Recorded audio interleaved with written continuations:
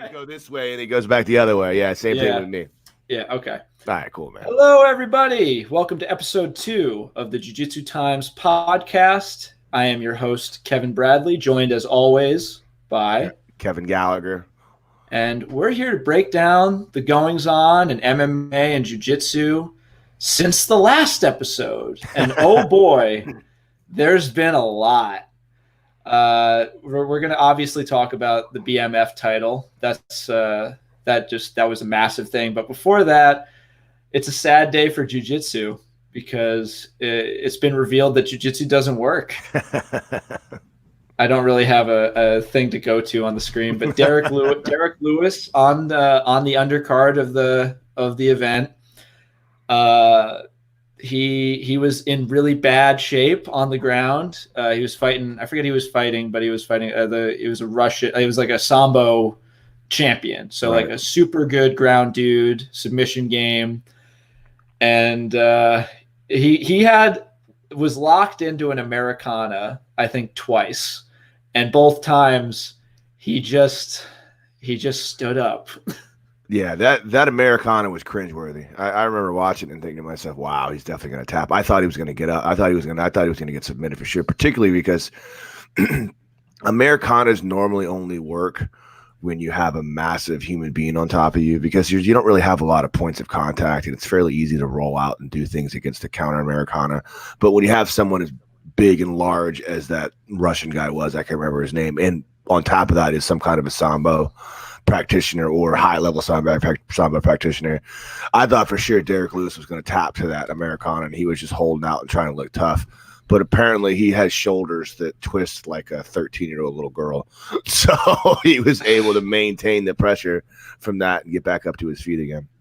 It was interesting to see. Yeah, he was in great shape for that fight. It was cool to see. He looked different. He looked completely different. You know, He was a lot slimmer. You know, he looked a lot more patient with his strikes.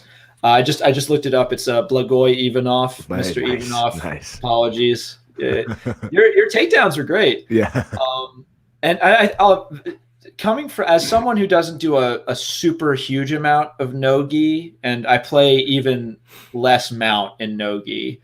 I don't have a whole lot of experience with like arm entrapments and submissions from the mount in no-gi. And I think in MMA, when you're not even wearing a rash guard, is like, how much harder is it to lock those things up when you don't have something like the gi to add friction? I mean, so the mount, when I talk to MMA fighters, and my coach Matt Arroyo, who's a former UFC fighter, we've got a couple UFC fighters underneath us, he always talks about how the mount is even more dominant than the back when you incorporate strikes. Simply because now when I'm on top of you in a mounted positions, I can hail down from above with unfettered gravity on my hands, and you have a little ability to strike back at me. So when you consider that, I think the mount is probably more dominant than the back position when you talk about the strikes. But it is difficult, and particularly in a no-gi situation, like it's something that myself as a black belt am trying to get better at. Is one of my goals to use, because it follows down what Jiu-Jitsu's formative bases are, to go about the hierarchy position. You start from the guard, you pass it, start from like John Danaher said, start from the ground, you take the guy down, you pass the legs to eliminate the power of his legs, then you advance the position to where his options are less and less until you get to the final funnel, which is the back taking and finish from there. So as a black belt, I mean, if you're following Jiu-Jitsu's ways and means, it's the way it's supposed to be, and it's self-defense mannerisms or self-defense roots, you should be attacking from those dominant positions and following that funnel. When I was looking at the replay footage and I was listening to like the color commentary that the like John Anik and Joe Rogan were offering, it seemed like Blagoy didn't think he was getting anywhere, and maybe he let up a little bit. And that moment when you're deciding to abandon one submission, it gave a freak of nature like Derrick Lewis the little bit of room he needed to just explode up. I've been in so many situations where I've just gassed out on a guillotine I was sure I had, or like an Ezekiel choke I was sure I had. even specifically when I'm rolling with my boy Chris Noonan at the Hive in New Jersey, I'll think I have his legs, but I never do. So it's hang on. There you go. To turn my phone, my Is notifications off. Your pizza ready or something? Did you just get a? Oh no, it was Kit. There was someone's covering a story. So cool. Yeah, no big deal. Just no big deal. Yeah. Jiu-Jitsu just kidding. Hey guys, I don't like to drop names. But I just got a message from Kit. Yeah, it's Gracie Baja. It's not a big deal, but it is what it is. So I've got a few takes on Anthony. What the hell's not? I forget his name now. What's his name? We're talking about. I forget his name. Say his name again. Derrick Johnson. There we go. Derrick Johnson. Perfect. Derrick Lewis. Just what I said. Yeah. So I was very impressed with his ability to maintain on the bottom and not concern himself, because in the past he never felt comfortable on the ground. He never felt comfortable, particularly on his back. If you go back to his fight with DC, when he got taken down, it was just like everything was all over. It was his ability to stay calm and wait for those moments, like you said, for him to switch from one submission to the next. And then the amazing ability, he was able to get back up again. Like, that guy's no slouch. His ground game is pretty solid. And Derrick Lewis was getting up from very disadvantaged positions, like side mount. He was hopping back up again with an athleticism that we haven't seen from him before. And a lot of it is because, again, he was been working with a dietitian. He's been dropping a lot of weight. He looked in amazing shape. But I will say this, and I was saying this watching the fight on Saturday night. If you noticed, the Russian guy was taking an immense amount of punishment. He was taking a lot of shots that normally would be game enders for Derrick Lewis. So you have to wonder if by losing all that weight, maybe he made himself more athletic. He gave himself a little more, some more miles on his cardio. But did he maybe lose a little bit of that legendary Derrick Lewis power? It happens. You lose that weight. Now there's not so much weight behind the punches. Well, I think it's also that he's fighting differently. It seems like he's fighting smarter, right. Like he's holding back, and he whiffed on. There was this late in the fight, there was this uppercut that he missed that had it connected, I guarantee you would have been like Francis Ngannou Overeem, just like some legendary forever KO. Because I was looking at that, I'm like, oh my god. He was moving. He had good head movement. The Russian guy did. He was moving his head very well and timing those big right hands and his uppercuts and just glancingly missing them on several different occasions. I think this is also going to give ground fighters a bit more pause when they go up. Like if they go up against Derrick Lewis, just because it seems like he's definitely shoring up the weaknesses he's had on the ground since the Daniel Cormier fight. For sure. And he looked great on his feet. And I think there was even a moment where he stuffed a takedown. And that was really good to see, especially from if it's coming from a Sambo champion. Right. Those guys are I will watch if I'm in a self-deprecating mood, I'll watch Sambo highlight reels just to feel pain in my stomach. God. There's something about Sambo that just hurts. Just watching those guys do everything is just mean. Catch wrestling is the same way. Yeah. Every time I ever roll with a higher level catch wrestler, I always know something is going to be sore when I get done with this. There's going to be something that's going to be uncomfortable, and I'm going to have some kind of weird bruise or ding on my body before we're done. There's a black belt that's a jiu-jitsu black belt that's one of my favorite training partners. He trains at Atos now. That's an old catch wrestling guy, Gorilla, we call him, and he's every bit of a gorilla. That reminds me. Earlier this year, I was the jiu-jitsu club I run at Bonaventure. There was this folk style guy who was he was just graduated high school, but he was a 4-year wrestler that just didn't want to go collegiate with it. And I was rolling with him, and I felt annoyed at how tired I was, just because he was because by the end of it I had tapped him a bunch, but he was still up and ready to go. Yeah. And I had to give up and just say, I'm done, man. Oh man. But on the subject of just legendary toughness, it's a great transition to what was one of the biggest fights of the year. Unexpectedly, it materialized out of nowhere. An offhand comment from Nate Diaz resulted in a belt. The Rock was there. It was just this massive thing. And what'd you think when you were watching? So So first of all, I was a bit skeptical of having The Rock and all the pomp and circumstances that surrounded it, and I thought they were going to make it into too much of a hoopla. But they pulled it off surprisingly well. I thought The Rock's involvement was definitely, they had him there because he's The Rock, but he was definitely didn't add too much drama to it and let the fighters still kind of like be the main attraction. It was cool to see that, because I kind of thought they might ham it up a little bit too much. But I mean, as far as the fight went, oh my God, what an amazing fight! Like, there's no question in my mind that that freaking Nate Diaz is one of the toughest human beings that ever walked the face of the earth. Man, he took so much punishment, and also to my demise, or to my freaking amazement, how good Jorge Masvidal really is. Like, I was very surprised at that. Like, because if you recall, I thought Nate Diaz would outfox him and be the better fighter, and it beat him. Like, Masvidal is the real deal. He's amazing. He hits hard, punishes. Oh man, hang on. I'm trying to share the screen. I'll cut this. Yeah, and it's saying I might need to reload. So if so, we might end here and then just pick it up in a second. Yeah, cool. Because okay, I'm gonna just see if reloading the screen works. All right, cool. Just let me know. All right.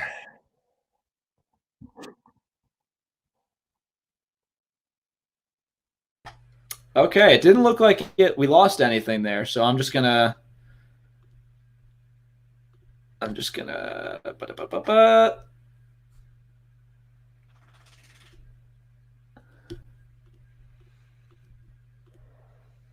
There we go. Okay. Hey guys, we're still figuring it out. Working out the kinks. We're handsome. We got charming smiles, and that I think that lets us get away with more than we should. That's how I get away with most of my life. I mean, I'm pretty sure your black belt also helps. Yeah. By the way, I gotta before this is unremarkable, but your Halloween costume was probably one of my favorites. Did you like it, man? I didn't nail it very well. I wanted to do a better job. I should have researched it more, but I thought I did pretty good. Kevin G was the toughest man in Letterkenny. I thought so. So in my defense, I've thought that pure context made that costume appropriate, even though I missed a few things. But the idea of being the toughest man in Letterkenny is something that I think I could pull off. Your posture was like it was. It's like your arms were just wide enough to make it. You're 10-ply, bud. 10-ply. I like that. You're freaking 10-ply. I needed to not wear the belt, and I needed to have pearl snaps on my shirt. And it's funny, I have both. I have a shirt with pearl snaps, but it was a little bit too light. I didn't think it looked right. So anyway, yeah, this is an official endorsement from Jiu-Jitsu Times, right? And to go watch Letterkenny. It's amazing. If you haven't seen it yet, it's great. The hockey stuff. I wish I played hockey, because I think I would enjoy the hockey chirping a lot more. I have friends of mine that play hockey, that play competitive hockey, that say that it's so right on and so funny. I played like youth hockey for like 7 years. And even my limited experience was enough for me to go, yeah, that's it. So anyway, back legs. We'll do buys, traps, and arms. What about legs? Yeah. Let's skip legs. Skip legs. Skip legs.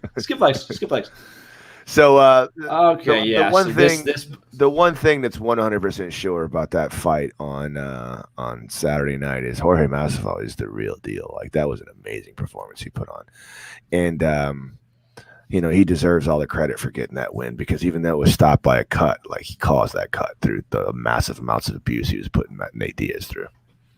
Well, that's actually a good thing to bring up, like the controversial ending of the fight for the 5 of you that aren't aware. Right. A doctor at the end of round 3 examined the cut above Nate's right eye, and there was also a big cut right below his eye as well, and declared that he was not medically fit to continue. At the time, everyone was really mad. There was boos everywhere. But something I've been seeing a lot online is that once people got a good look at the cut, a lot of people were like, yeah, that's not good. And something else that's interesting is that it's the same cut that was opened during his last fight against Anthony Pettis. Yeah, that scar tissue starts to build up. It's hard to Nate Diaz is known for being a bleeder. He starts leaking. after their first connection. It's because he fights so much, all that scar tissue just bleeds. Well, him and Nick, Yeah. it's with both of them. Right. They're famously like both of their most famous pictures ever involve them just like covered in blood. Right. But yeah, I think Jorge definitely proved that he needs a title shot now. I think he looked better than I ever could have conceivably hoped. But something I wanted to get your opinion on is the last time we saw Nate really engage in disregarding the Pettis fight where he submitted him. The last time we saw Nate in action against Conor was able to drop him a few times, and then it never even came close to engaging with him on the ground. And something you saw a lot of in this fight was Jorge had a bit of trouble. Like he was looking for shots when he dropped Nate, but Nate's guard was just so squirrely and so quick that he wasn't able to get a lot early on in the fight. He was eventually able to, yeah. It's interesting you bring that up because I was commenting on that while I was watching the fight.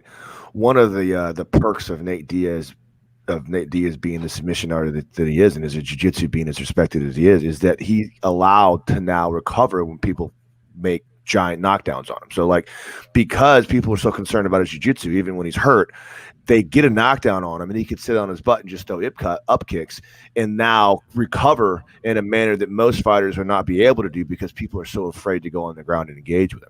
I noticed that 3 different occasions when Masvidal knocked him down, 4 different occasions when Masvidal knocked him down, Nate was able to sit down on the ground, get his wits back together again, just because his feet were in play, throwing up kicks and waiting around because Masvidal was too concerned about anything to go in and try to strike with him. Towards the end, he got over it and started to commit. He almost got caught a couple of times. He almost got caught in a knee bar there was famously in the I think it was the second or third round. It wasn't the first. It was hang on. I wrote it up, but it was very late. So right.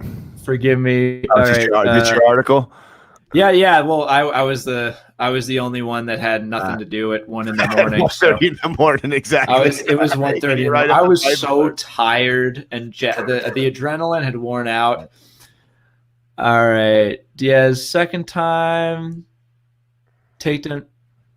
Yeah, no. In round 2, this was actually when I was really impressed with Masvidal because he was engaging with Nate on the ground and he sort of had Nate turtled up. And Nate, like I called it before it happened that Nate was going to roll out of it and do some. He always goes for that little Kimura thing, or he tries to roll back through. He's sneaky. He had he gripped like kind of an outside like De La Hiva thing, kind of like what. Yeah. But in the scramble when he rolled, Masvidal was able to stay on top, and still like get some shots in, and it was when he rolled but ended up on top that Nate went for like a sort of knee bar. But I almost thought he was going for a heel hook. He rolled through for the knee bar and then he kind of went for a couple of things, but it did end up in a heel hook position. And Masvidal, to his advantage, he was equally as technical as on his ground attacks as he was. It wasn't just athleticism that got him out of these things. So a lot of times you can see situations like that and you're just a good athlete and you explode through. Clearing his knee line as Nate was going up for the heel hook was a very high level escape from a very dangerous position. Nate was really like challenging him with that heel hook. It was pretty deep. I think the stoppage. When Masvidal like backstepped to spin out of the leg entanglement and still like remain on top, that was when I was like, holy crap, why he's my opinion of Jorge Masvidal's abilities went way higher after watching that fight. He really put on a great display on all aspects of jiu-jitsu, like all aspects of MMA. It was impressive to watch. Yeah, actually, I think we can get. There's no audio, but that I think this is when he drops him with the body kick. Yeah, body kick was brutal. He was crushing him with that body kick the whole night long. He was throwing that body kick from the right side because Nate being a left-handed fighter is going to be natural for him to be able to throw that power back kick right to the body whenever he wants to throw it. And he was murdering him with it. It was impressive how crazy hard he was throwing that kick. There was like half a second like after a few kicks to the body where it was the first time I had ever seen Nate let some of the Yes. pain show on his face. Yes, exactly.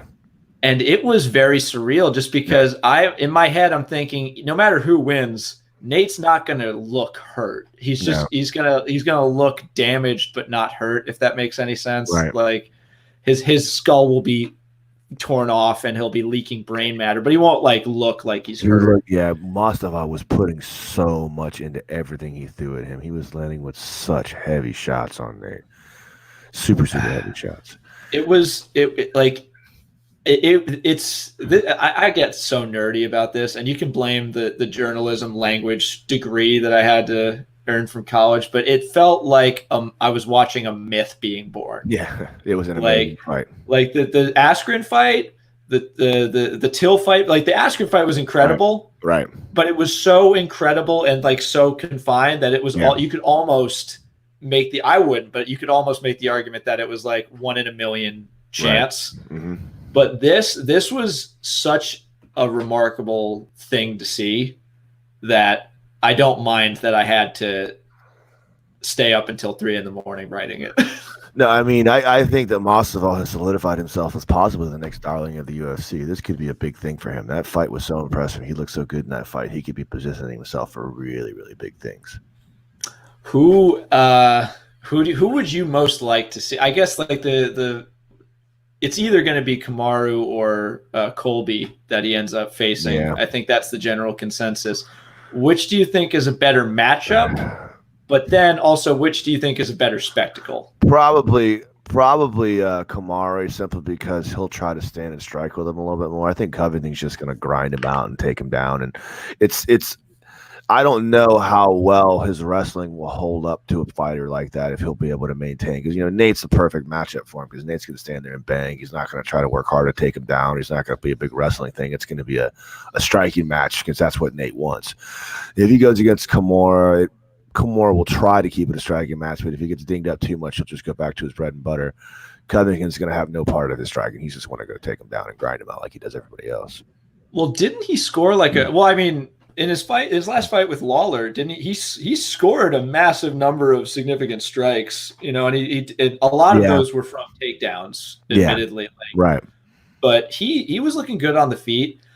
I'm interested because I could be remembering this wrong, but I think Nate in this fight, I think I only saw him go for one trip. He scored a trip. Right. It was like sort of a side throw, but then oh my God, Masvidal had the whizzer in, and so he was able to immediately like put shoulder pressure on and then reposition. So it was really seamless. I think that Covington would absolutely force the takedowns more, because Diaz is very reactionary. He works off his back. Right. Like his highlight reel leading up to this fight was like all the mounted guillotines he's been able to pull off. Right, exactly. Oh, Diaz. The thing about Diaz in this fight too is he's probably undersized, and he's definitely not going to be. He's definitely, what is this, lightweight they fought at, right? He's definitely not a lightweight. He fights way lower. Well, no, this isn't white. This is welterweight. Yeah, so he definitely he can fight at welterweight, but he's definitely not the bigger man going against Masvidal. And I think that was the biggest thing that was shown. Like those punches, those strikes that Masvidal were landed on him were not strikes that Nate Diaz is accustomed to taking, because of that size advantage. So I don't know that Masvidal will be able to impose his will that much on, Covington or Kamaru, who are also bigger guys. We'll see, man. I don't know. He beat Darren Till, and Darren Till is a monster. So, well, I mean, he's such a monster that he moved up. Yeah, right, exactly. That's that, and he looked a lot better. Yeah, and he looked a lot healthier. But it's crazy that you're talking about size, and you're talking just about how dense Masvidal, like how much denser Masvidal is as a person. Like Nick kind of looks like a scarecrow, right? But like looking at the tail of the tape, I'm looking at height and I'm looking at reach, and I'm thinking, oh my God, especially for a jiu-jitsu player who like loves having long limbs off his back to like just keep opponents away. Like his long legs really helped him in the beginning, like reposition his guard and just get some rest. But the power and intensity that Masvidal had was it. I think you're right in that it's something Nate might not have encountered before. Right. He's Nate. On paper they're the same size person, but Nate is just not he's not accustomed to being that big. Like he's kind of one of those guys that's kind of freakish. Like they can kind of blow up to 200 and they can get down to 55 and then their body just naturally can adjust to those different weights. Like there's no way in hell Masvidal could get down to 55. He'd die. There's no way he could do it. You follow me? But Nate, can go up to that weight class and still kind of function and seem okay and not look fat or not look like he's out of shape and still look like he's got a natural muscle mass on him. All right, I'm gonna put an idea out there. Just take it however you will. But Nate could probably get pretty light. You know who else is light? The other infamously Californian UFC fighter. Who's that? I want Uriah. I want Nate Diaz, Uriah Faber. Yeah, man, he's way so much bigger than Uriah Faber. Uriah Faber, I've seen him before in Vegas when I was out there with one of my guys that fought on the Contender, and he was out hanging out. I think he's only like 5'4". He's really, really a small guy. Really, he's stout, strong, but he's like. He wouldn't even be. I could see Nate Diaz holding his head and having freaking Uriah Faber punching at him like it's the carnival. I'm just saying that from the best season of The Ultimate Fighter was Faber McGregor, and that once you've seen enough episodes of that, you kind of get tricked into thinking McGregor must be 6 foot just because of how much. But he's 5'9". He's 5'8", 5'9", and Uriah's just a really small guy. Yeah, so I would wonder what would have to how down Diaz would have to go and how high Uriah would have to go for them to meet at an even playing field, because he's on a hot streak. Yeah, 35 would have to be maybe the top. I don't even know that. Maybe they could do 45. We'll see what we can do. Get Dana White on there. I don't think Nate could maybe hit 45. I don't think he could get that low anymore. I don't think he wants to get that low anymore. I don't think there's enough money in it for him to do that. All right, He's only going to fight for a freaking bazillion dollars now. He's got a lot more leverage. Yeah, he's deserved it. He earns it. I think this is the first time he's ever gotten what he feels he deserves, especially in terms of how quickly USADA turned around on him. Right. The amount of press he's been getting, the UFC, instead of sort of being ashamed of Nate's craziness and just volatility at times, they embraced it. The press was filled with all the times Masvidal and Nate have gotten into street fights with people. Just in any other time they would try and bury that, but this is building it up. These two are maniacs. Promoting, right? This is the promoting factor now. These guys are just both insane people. Yeah. Okay. So I think to bookend this, do you think Nate and Masvidal seem pretty set on an immediate rematch with how it ended? Right. And a lot of people being disappointed. Do you think that's? But Dana White in the press conference said he's not sure that's in the cards right now. I mean, the thing of it is it's kind of a meaningless fight. It's not really for anything. There's not really nothing changed hands. So it's not like they have to contend for another title. So who knows if these guys have an automatic rematch clause. I don't particularly want to see that fight again, to tell you the truth. I mean, I kind of do, but I think it's fairly obvious that Masvidal won. But the problem now is that if you look at the fight, Nate was having a good little resurgence in at the end of the third rounds, and you've got the fourth and fifth round coming up. Maybe Masvidal blew his wad and went too hard, and Nate's a game opponent. In my opinion, I think Masvidal was going to freaking kill him in the fourth round. I think Masvidal was going to come out and probably put him in the ground, and it was going to be a very ugly night for Nate Diaz. It sucks that it stopped on a cut, but in my opinion, watching that fight, it was a very, very one-sided affair. And anyone that says differently is just Team Nate Diaz. Which is a great team to be on. It's a great team to be on. I get it. Right. It's still one of the coolest teams ever. Right. I don't think if I lived 50 years ahead longer than normal, I would still be cool enough to be on that team.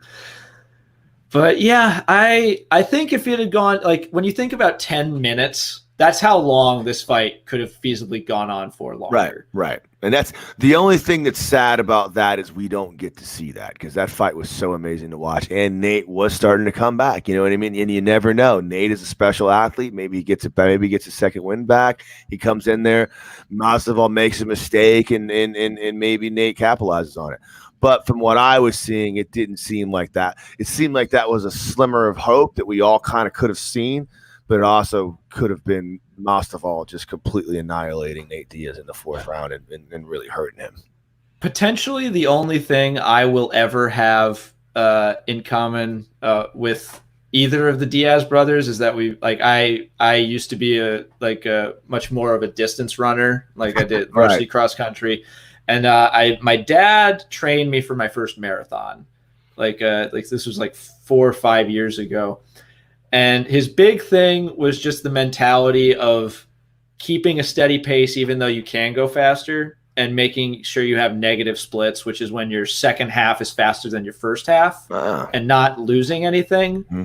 And if I had to just base anything off of what I know, it's very likely Nate being a triathlon athlete and a prolific endurance like runner and biker, he was complaining that he couldn't run his usual super long distances because of his knee. I think it's very likely he was saving stuff for the back end. Yeah. And I get that mentality because it's something I had to learn over a long time. Right. But also disregarding that, if you give Masvidal 10 more minutes to aim for that cut, right, which is why wouldn't he? It's his job. You're going from a really bad cut to, oh man, his face is starting to peel off like Face Off, starring Nicolas Cage and John Travolta. Yeah, let's spend a few minutes talking about that cut too, because I'd like to talk about that because I saw a lot of people and a lot of uneducated people that don't really know what they're talking about saying things about that cut that are kind of wrong. I want to try to set the record straight here a little bit. So, actually, hang on. I'm going to try and bring up a really good picture. That's so. First of all, bring up the picture that they showed post fight because that's the picture I want to show everybody first. So that picture right there. So if you look at this picture right here, and you're looking at it from that distance and or from the television screen, that cut doesn't really look that bad. You follow me? It's kind of from a distance. You can look at it and say, yeah, it's pretty bad, but man, whatever. He's not that. He's still going. Okay, so that cut is the result of exactly what they during the third and the fourth round, which is when they stopped the fight. So the cut man had the entire minute to work on that cut, to clean it up, to smash it with freaking adrenaline, to put all kind of Vaseline on there and clean it all up and make it look as pretty as it possibly can, to put the inspo on it to keep it from falling off.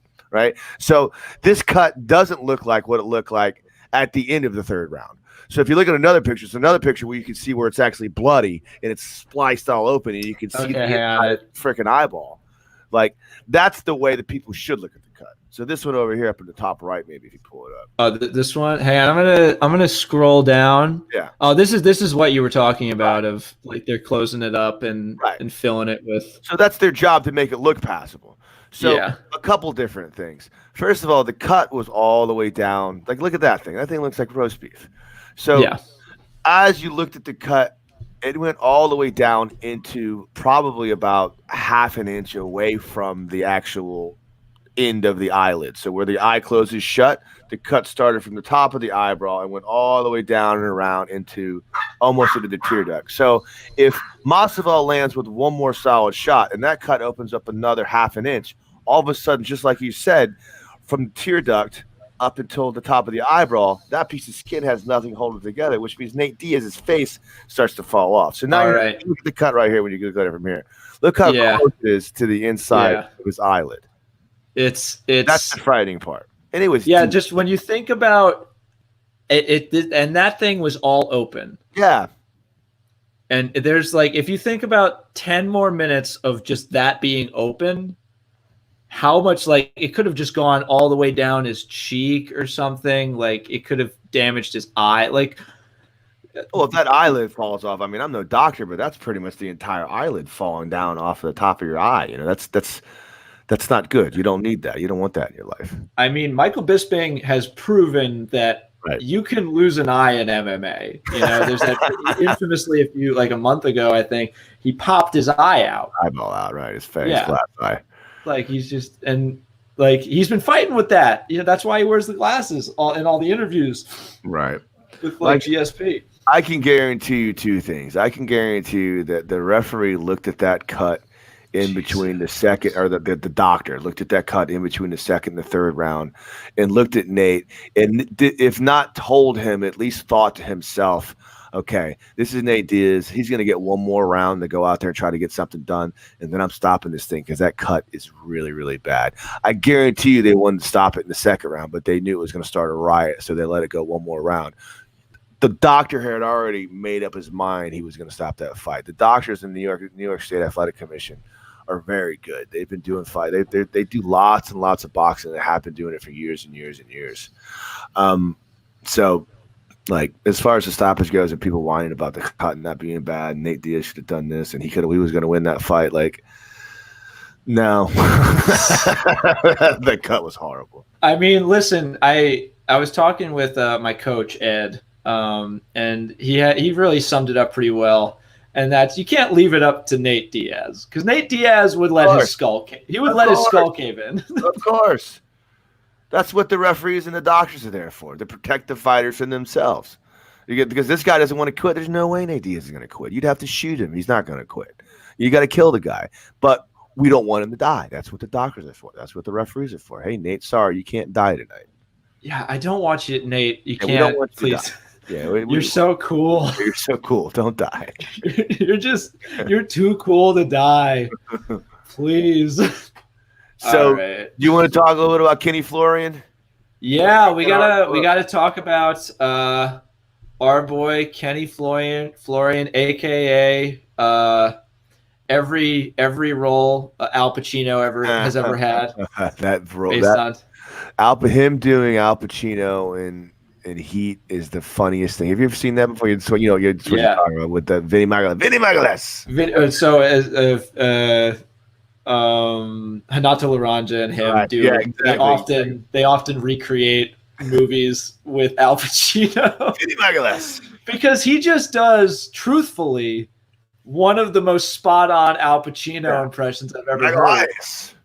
Also, his face just becomes Al Pacino. He looks like Al Pacino. It looks just like Al Pacino. It's amazing. Yeah, I mean, I don't know if it's as good as Brokeback Mouch with Josh Barnett, but that's pretty funny. I get to hang out with Josh Barnett one night. It's a pretty funny story. Oh man, how hard does that guy go? We went to Roscoe's Chicken and Waffles and hung out with Josh Barnett after the ADCC last year, or 2 years ago in Anaheim. The ADCC trials 2 years ago in Anaheim. How much leather was he wearing? He does go hard in the paint. It's pretty funny. I know. It was pretty funny. He was Josh Barnett's a good dude, man. He was pretty cool. It was fun to talk to him, being a nerd myself, particularly a jiu-jitsu nerd. He knows so much about the lineages of catch wrestling and jiu-jitsu and backstories and where they came from and the different branches off the tree. It was really cool to talk to him about things and where MMA started from pain creation and the whole stuff. So pretty cool. It's funny. It's funny just to. The first time I ever saw Josh Barnett was actually not in an MMA fight. It was I'm a real big Magic the Gathering fan. Yeah. I love it. I love it to death. And Josh Barnett is like a long time Magic the Gathering player from like the old days of like the first sets back in like 96 or 94. And he did a video where there's this dude on YouTube who plays Magic the Gathering. He's called Day 9, and he has like guests on that are like normal people. And then one day he just has this massive Viking on, and he goes, "Hi, I'm Josh Barnett. I'm a professional MMA fighter, former UFC champion, and I love Magic the Gathering." And just seeing this Hulk hunkered down on a table, just flipping through cards. Flipping cards. That's like, awesome. All right, I think I want to play. I'm going to play 2 Swamp Rats, and then I'm going to tap 2 black to play like Faithless Looter. So I mean, it was so much fun. Yeah. He's like a big nerd. He is a big nerd. He's big in Japan. They love him in Japan. He's got like he's got his little freaking pad out in Japan. He's like a superstar over there. He was a professional wrestler in Japan. Like they love him. Oh, okay. Well, we're not talking about Josh Barnett today. We're not talking. We're talking about Kenny Florian. Back to top. And so Kenny Florian just famously just up and decided to win the Long Beach Open at Masters. I mean, when you're Kenny Florian, I guess you can do that. You know, you can just up and decide to win whatever you want. And he won his first match by armbar, and then I think his opponent bailed. And let's see this armbar. Nice. Well, S mount, stepped over, had the arm trapped. Wow! Finish from the top. That was nice. That was he had it trapped with his gi, so it was up high, so he didn't have to sit back. He just kind of set up with it. It was a nice little transition. I've never seen an armbar from like finished in that way. Sort of like it was at an awkward angle. Hadru Gracie doesn't sit back for arm bars when he finishes arm bars. He finishes arm bars from top like that. Like you just kind of sit over and you hip into it instead of sitting back. You have to get the arm nice and trapped up high to be able to do that. But yeah, one of my black belt buddies, Jeff Bailey, if you're listening out there, what's up, Jeff Bailey? He owns a school out here. He finishes his arm bars like that from top. He doesn't like to sit back for his arm bars. But Kenny Florian's bad. Well, I mean, when you sitting back is where a lot of the escapes happen. Right, it's got right? escape and they roll out, hitchhiker out, and all things like that. And you get more leverage on it. So he says, you know, you can kind of like sit through and like hip in from standing a little bit more from it. I don't know. It's potatoes and potatoes. I just think that this is a great example of just like, I think it looked like he was grabbing his own like lapel. Yeah, rerun it again. It's pretty cool. Can you watch it again? We'll start. Yeah, sure. I don't know if like trapped your arm with his lapel and he set through an S mount. Can you hear it? I don't know if this captures the audio. I don't hear the audio of it now. Is the audio? Oh, okay. Then that's just all right. So yeah, we can do it slow mo too. That's pretty cool. Okay, I think let's just go to Flow Grappling. I think that's the video. Yeah, this is the video. All right. Yeah, he kind of has the arm and he pulls the gi part. Oh no. I think it looks like he's grabbing the dude's sleeve. Yeah. To maintain control of it. Yeah. Because the only game I really have is like grab it like choking up on my lapel for like straight ankle locks, and then I do the Dean Lister like I ratchet my wrist like that. But I've never seen someone finish an armbar just by having the sleeve like that. Yeah, that's pretty slick. Man, have you ever gotten the chance to roll with Kenny? Kenny Florian? No, I've met him before though. I saw him. He was at Kasai when I was on Kasai. He was out there. Kenny Florian's pretty cool, man. I love to roll with him. He I don't know where he trains out of. I think he's in Vegas. Well, he's got his own gym. He's got Meraki. That's his gym out there. Oh, that's cool. Where is it? In Vegas? I'm pretty sure it's in Nevada. Yeah. Yeah, I'll just look it up. But it's cool seeing him go out and compete because fame like him and a bunch of other dudes are now doing a lot of commentary for Fox. Yeah. And you're just kind of like cool. And I think this shows that jiu-jitsu is so great is that like you can just you can get back into it and it's not like you're risking brain damage. Right, exactly. MMA. You can go into a high level competition and jump into it as long as you're in shape and not have to worry about severely like altering your your life expectancy. I mean it looks like he hasn't lost a step. It looks like he's still hitting it every day because that was very, very technically sound. And that reminds me, you know more about the Masters scene than I do. You were 2-time Masters IBJJF champion. I don't think an episode 3 times, but it's no big deal. free time. I was intentionally lowering it so you can come in and correct me. I don't think an episode will pass without me at least bringing that up one time. I'm surprised I didn't bring it up. You're just like, hi sir, welcome to Starbucks. What can I have? What can I get you? Oh, do you have a fourth IBJJF title? Because I have 3. No, sir, we have coffee. Oh, well, then I'll just leave. And then you're eventually banned from all the chain restaurants in a 10-mile area because they're sick of dealing with you. Is that one dude again? Fuck, man. No one gives a shit about your Masters World Championships. Is that the guy from Letterkenny? That's the guy from Letterkenny. Yeah. Okay, no. Okay, so Meraki's, it's not in Nevada. It's in LA. Okay. Oh, my God.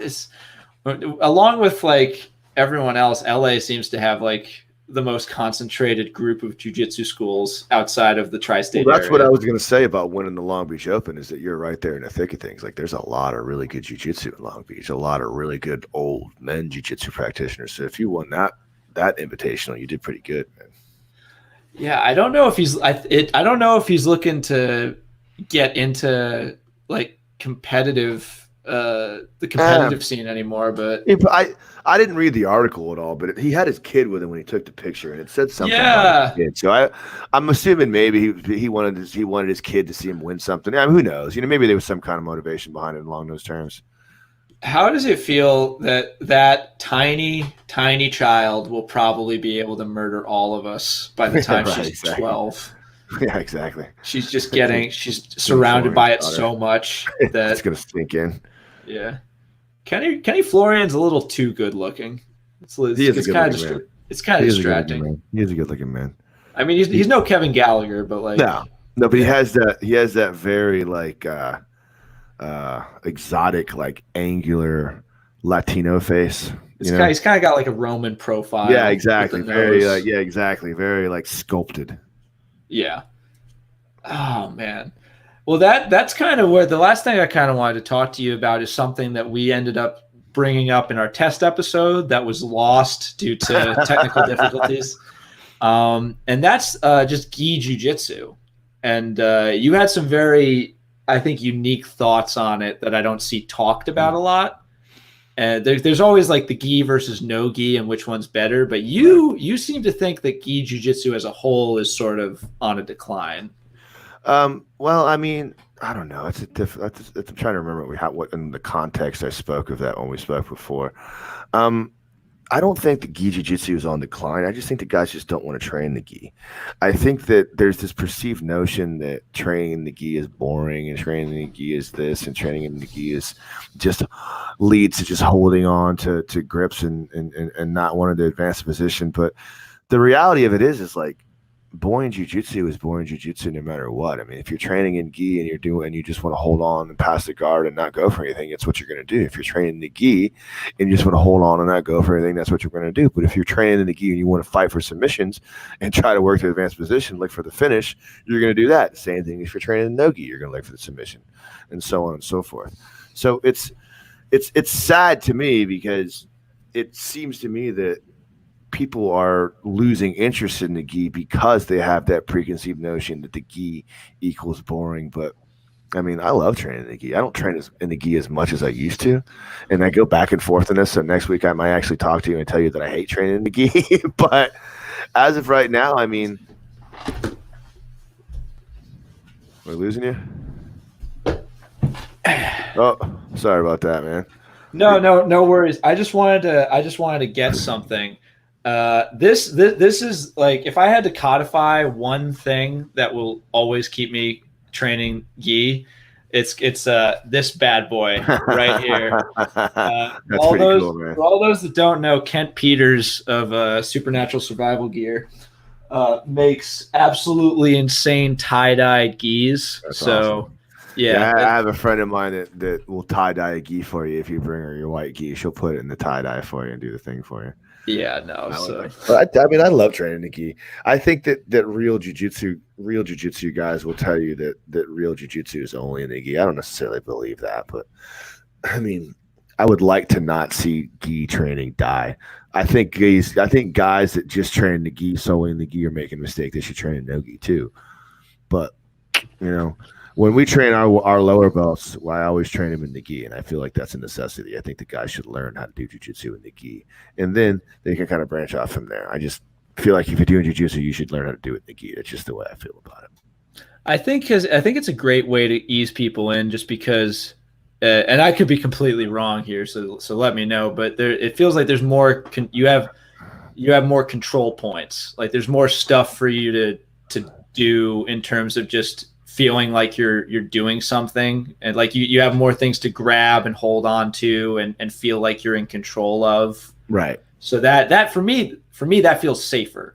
Well, the thing about the gi too is this because you have the grips, it's a slower game because now you have to work more technically. You can't when you don't have the grips in no gi, there's a lot of your athleticism plays in the hands because you can kind of squirm out of things. You can float around here, you can float around there, or just use more of your explosive energy.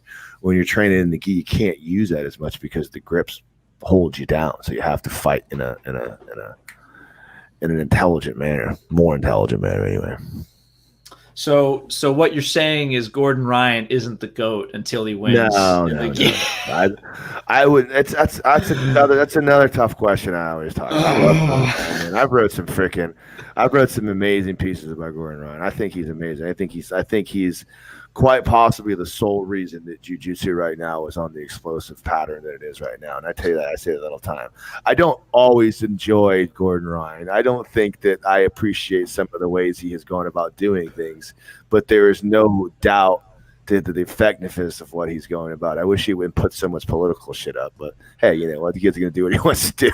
I can't. I think it's just the Jersey in me. I'm gonna throw a firecracker into a nunnery style mentality that I can't help but not. I can't help but absolutely love 99% of the stuff he does.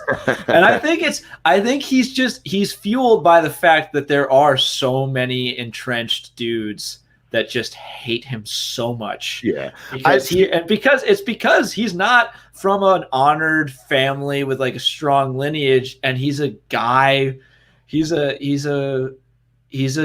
dude from I think he's from Jersey. Yeah, but I think eventually Jordan's going to have to come to the realization that no one hates you anymore. The only reason people hate you is because you're acting like an asshole. I think that no one's hating on Gordon Ryan anymore. I'll say it here straight. No one out there is saying he doesn't deserve everything he's getting because he's the greatest grappler on the planet, because he is 100% the greatest grappler on the planet. Now, Andre Galvao might have a different say on that, and I would love to see him and Andre Galvao go. I still think Andre Galvao may beat him, to tell you the truth, just because of the sheer tenacity of it. But I can't say that for sure because in his last ADCC, Gordon Ryan's hand was like freaking hamburger meat. So yeah, whatever, it is what it is. But Gordon Ryan, man, damn, dude, that guy's amazing. You know, I think I can count on seeing Gordon respond to more comments on his Instagram page than any other verified Instagram user maybe ever. He loves. He's the king. He's the world's greatest troll. He is amazing. Don't ever try to fuck with Gordon because he will. You're gonna lose, man. He will also, demolish. a wave of his fans will also pile on. And right, and now you've got the whole Gordon Ryan posse on your ass too to back him up. Yeah, fuck you. Yeah, it's Gordon like Ryan showed you. You're an asshole. It could be completely innocuous. Like some dude who's just trying to be a jerk says, "Hey, you're not really legit until you've won in the gi," and then he'll respond with, "I'm actively screwing your mom." Yeah, right. Exactly. And then he'll say, "You're just so you know, I'm right. Your address is X." That's funny, man. Yeah, I mean, dude, I'll say this about Gordon Ryan not training in the gi. Like, if Gordon Ryan wants to go do MMA, so everything he's doing is no gi, so he can start with an MMA career. If Gordon Ryan wanted to train the gi and dominate the gi, he would do the same damn thing. It's 100%.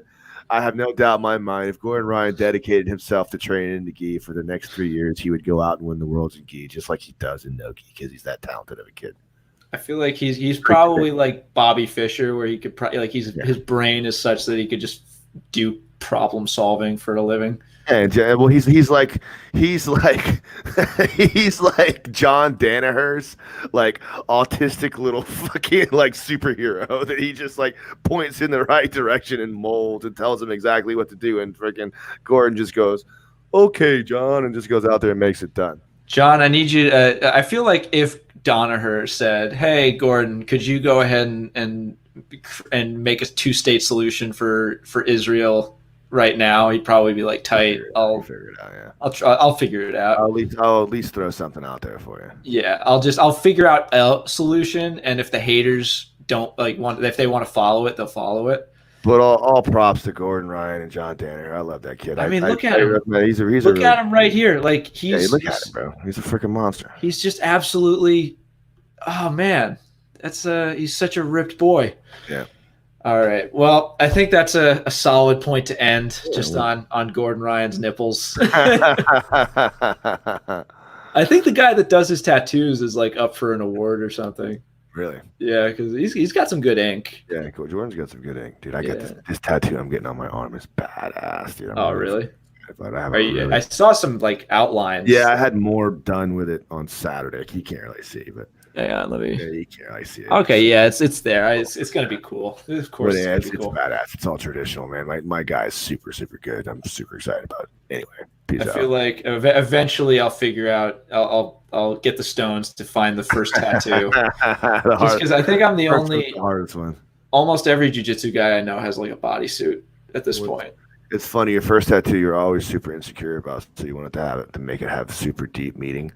Yeah. And then by like your third one, you're like, just put something on there. Pizza. I just want to fill a little spot up on my leg. I want it to be complete. Have a bowling ball. What's gonna look really cool? Give me Kirby fighting George Bush. All right, homie. I'm gonna go lay down. I'm not feeling well. I'm gonna try to get some rest. Everyone, let's get some prayers going for Kevin G. I hate being sick, man. I mean, I lose money when I'm sick. I need him alive because I can't run this shit myself. All right, so that is episode 2. They haven't fired me yet, so we must be doing something right. Don't jinx it though. We'll see you next week. Talk about all the stuff going on, and thank you for listening. It means a lot. It really does. I have been Kevin Bradley. And I'm Kevin Gallagher. So good night. You guys have a nice one.